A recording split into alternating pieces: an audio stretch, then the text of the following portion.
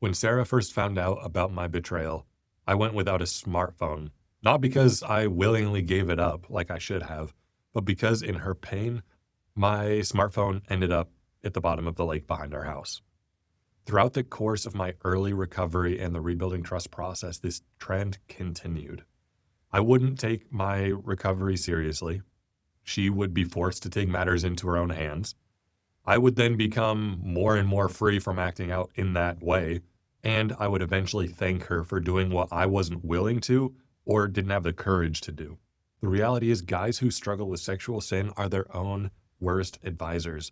And the fact that guys still struggle to the extent that we do is indicative that we are not taking our sin seriously. At least, not as seriously as Jesus in the Sermon on the Mount does, where he calls us to cut out anything that causes us to sin.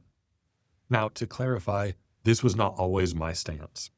When I was in the midst of the struggle and our marriage was in a really rough spot, I fought my wife on every new boundary that she insisted upon.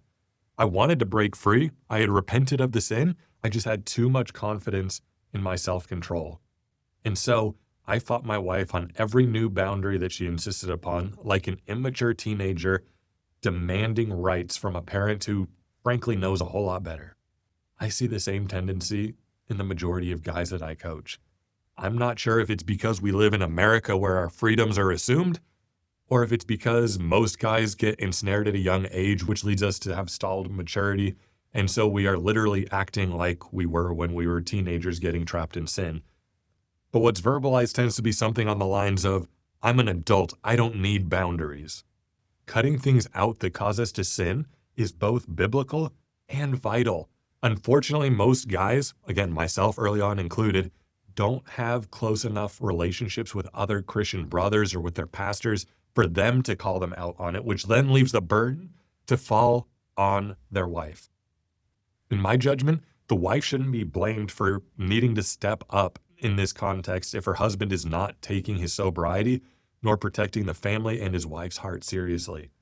As I'm quite confident that most wives don't appreciate feeling like they need to be a parent of their husband any more than the husband likes feeling parented by his wife.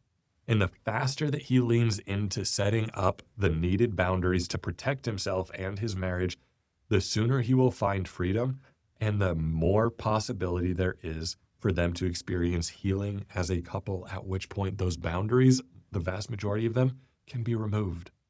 In fact, I've come to see boundaries as remarkably vital in my life, not just for sexual sin. For example, several years ago, I was fired from a job, and after having a past of video game addiction where I would eventually become super depressed, down on myself, and ultimately spiral, what I did the day after I got fired was drove over to a good friend of mine's house and dropped off my PS4, telling him that if the PS4 is still under my roof, I will end up playing it and I won't have the self-control to limit myself and I will end up spiraling out of control. He ended up holding on to the PS4 for a couple of years before ultimately I just threw it away. Another example, and even more recent than that, is there are times that I struggle with eating too much, and I will ask my wife in those times to be the one who portions out meals for me to help me not overeat.